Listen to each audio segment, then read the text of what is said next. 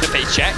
But now stepping forward, but he's gonna get locked up. Crescent Guard means he has a lot of room to work with. Adam now stepping forward. Caps using the ultimate just to block a little bit of sight, but Niski can respond in kind. It's Adam dashing through the entire team. That is one powerful Renekton, and he's about to be invulnerable. Bwipo now ready for the dive. They're flashing forward. They're ready to take down Reckless. Oh, hand delivered. Reckless goes down. Yanko's now knocked up. He's running for his life, but Fnatic are not done. They smell blood in the water, and they're looking for a little bit more. Adam fully committing. Caps now going in, but they get nothing back in return. It's so clean from Fnatic. What's up, everyone? I'm Captain Flowers, and welcome back to the Outplay By Play. Last episode, we broke down Team Liquid's tragic 50-minute loss in a classic NA Fiesta.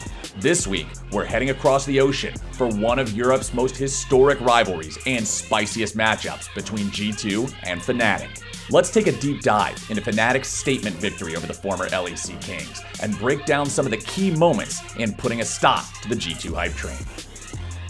Now, before we get into the final moments, let's take a look at both teams' compositions, because let me tell you, there's never a dull moment when it comes to an LEC draft. G2 go for heavy dive composition, with global advantage and long-range engage on both Pantheon and Nocturne, while placing a heavy emphasis on the early stages of the game as they look to roam as much as they can.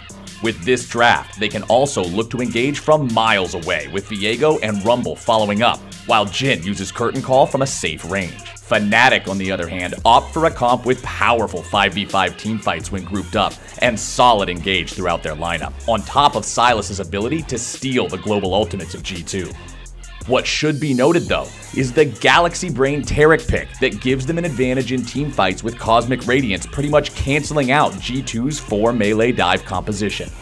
With this in mind, it's pivotal for both teams to play to their strengths, as G2 looks to prioritize early game leads in lane and find isolated kills to snowball, whereas Fnatic look to play a bit more passive and ride it out to the mid game for some 5v5 brawls. Make no mistake though, these are the kinds of drafts that result in a game with pure dive, pure fight, and heavy skirmish, so let's get into it.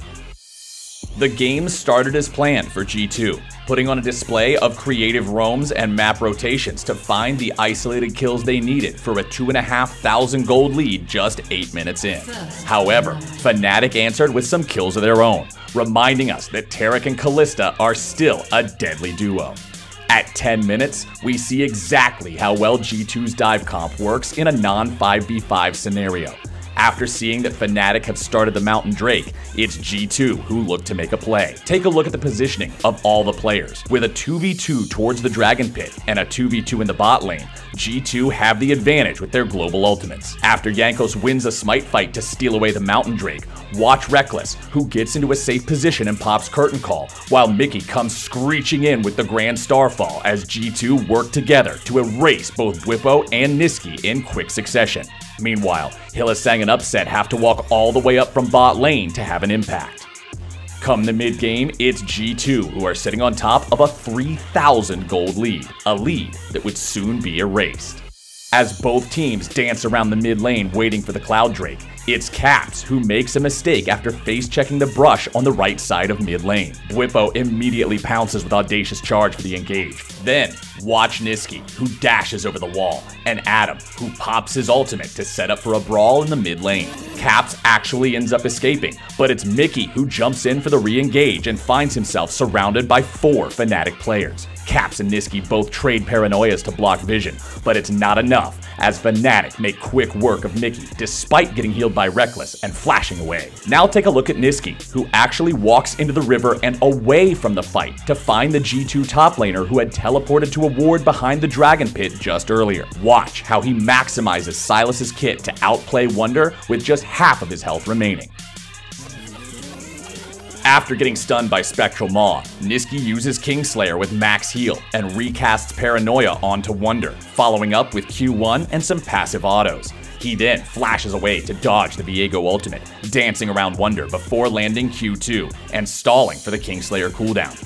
Then sidesteps with E1 and connects E2 for the knockup, healing off of Kingslayer and sending the Dane back to World of Warcraft. From there, it's all downhill for G2, as Adam slices and dices through the rest of the G2 players with an insane amount of damage. Caps once again is able to get away, this time flashing to safety. But it's Bwipo and Hylissang who burn a flash of their own to slow and CC Reckless before delivering him on a silver platter to Adam, who cleans up the scraps. Jankos actually tries to trade the kill, but with Goredrinker on Xin Zhao and an ulted Renekton, he immediately regrets this decision, flashing away and still eventually meeting his death. Caps, on the other hand, well, Caps didn't want him dying alone, and well, he walks into his own death too. What's crazy about this is that in the midst of the team fight, Upset was too far away in the river and did 0 damage in the entire skirmish. Fnatic picked the former LEC champs apart and aced them with just 4 players. Just like that, the tables had turned in Fnatic's favor, and the gold lead that G2 once held was completely erased. As the game went on, both teams continued to trade kills back and forth, but it wasn't until the next big team fight that Fnatic's draft and 200 IQ Taric pick really paid off. 23 minutes into the game, both teams are vying for the crucial Baron buff. And after Fnatic find a pick onto a wandering Mickey, they make the call to start Baron immediately. Take a look at G2's vision. With no wards in the Baron pit, they can't see a thing. But thanks to a Scuttlecrab secured earlier, they spot Upset and Hylissang and now know with certainty that Fnatic are doing Baron.